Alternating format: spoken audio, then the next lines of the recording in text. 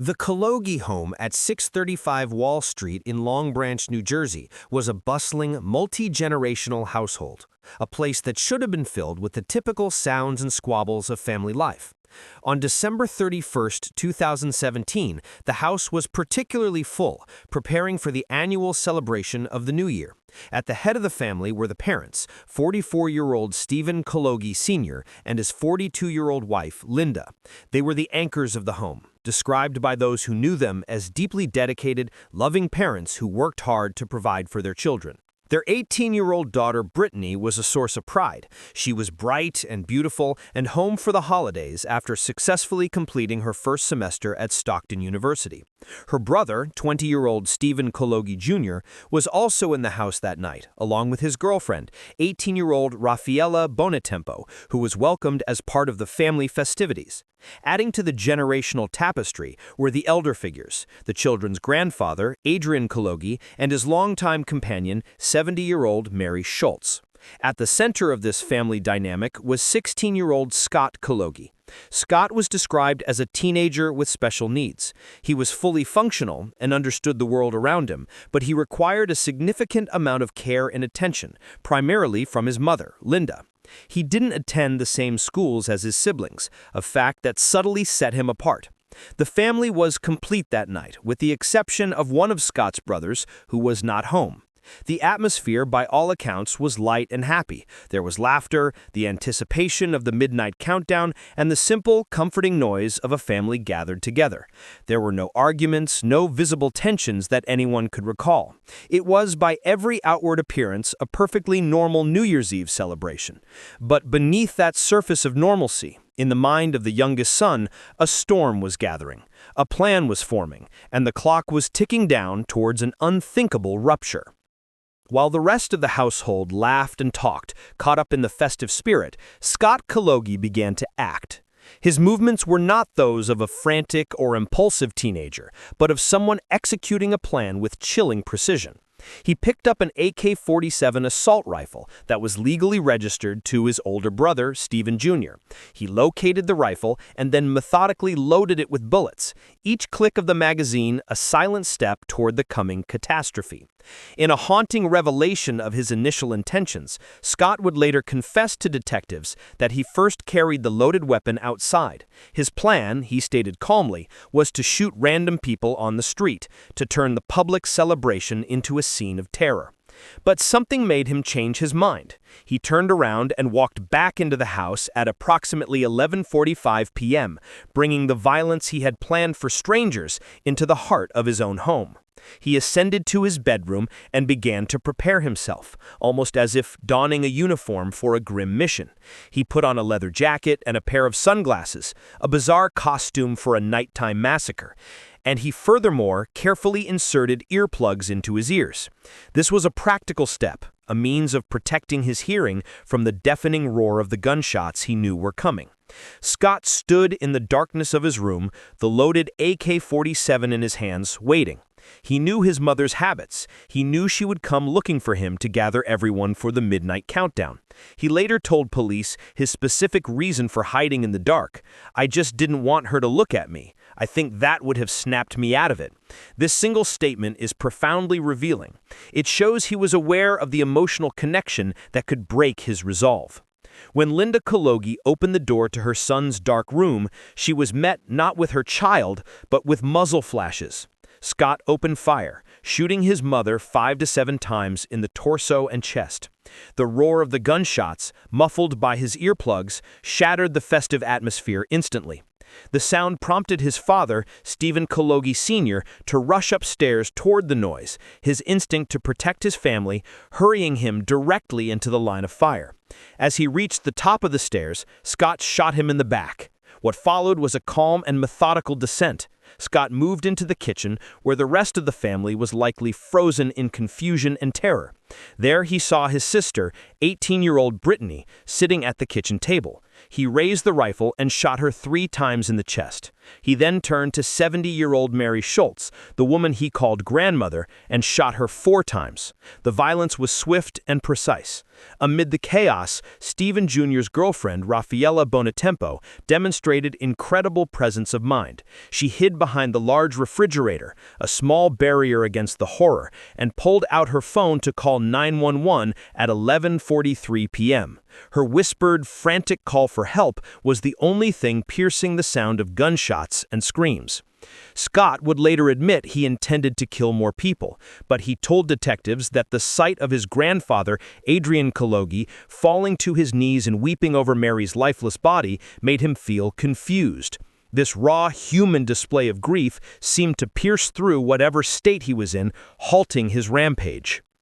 In under 3 minutes, he had fired 14 rounds, extinguishing 4 lives and forever shattering the family that remained. In the immediate aftermath of the shootings, the scene inside 635 Wall Street was one of unimaginable horror and grief.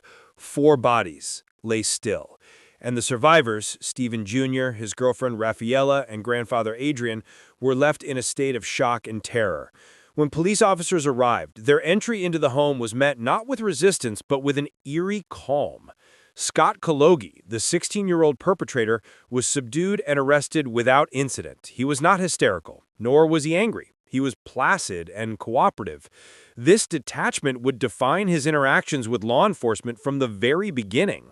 He was quickly transported for questioning, and in a cruel twist of fate that compounded the family's tragedy, the only person available to act as his legal guardian during the police interview was his 20-year-old brother, Stephen Jr. The emotional toll on Stephen was immense and visible. During the interview, he struggled to maintain his composure, at times breaking down into sobbing tears. Meanwhile, Scott remained disturbingly composed. He spoke to detectives with a clinical detachment, explaining how he felt as if he was watching it like I was further back in my mind. He described continuing to fire his weapon until his victims stopped moving, and stated that he aimed for their heads to prevent them from being in pain. He admitted he had been thinking about hurting his family for about a year. When asked if he would do it again, he replied, "I doubt I would do it again, but I'm not sure." The legal process that began in February 2022 was not a trial to determine if Scott Kalogi had committed the murders. That fact was never in dispute, cemented by his own calm confession. Instead, the courtroom became a stage for a profound and complex battle over the question of why. The defense team entered a plea of not guilty by reason of insanity, setting the stage for a clash of psychiatric experts that would delve into the deepest workings of Scott's mind.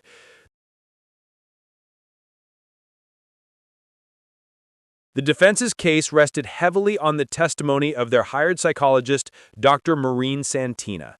She presented a portrait of a young man in the grips of a severe and untreated mental illness. Dr. Santina diagnosed Scott with early-onset schizophrenia, a condition she argued had plunged him into a psychotic and dissociative state at the time of the killings. To support this, she revealed harrowing details Scott had shared about the period leading up to the murders.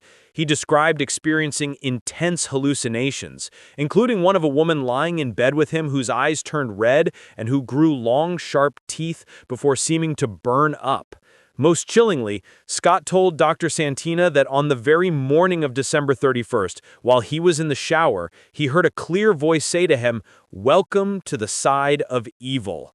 Dr. Santina pointed to his statement to police about feeling like he was watching a movie as further evidence of this dissociative psychotic break. Crucially, she also testified that Scott had in fact tried to seek help. He had spoken to his mother Linda about the intrusive and violent thoughts he was having. The heartbreaking testimony revealed that Linda, likely fearing institutionalization for her son, advised him to simply ignore the thoughts, believing they would go away. This detail painted a tragic picture of a child begging for help that never came, a central pillar of the defense's argument that he was a mentally ill child who was not criminally responsible for his actions. While the defense painted a picture of psychosis, the prosecution presented a starkly different interpretation of Scott's mind and motives. Their case rested on the testimony of their own expert witness, the renowned forensic psychiatrist Dr. Park Dietz. Dr. Dietz directly challenged the schizophrenia diagnosis, offering an alternative explanation for Scott's behavior.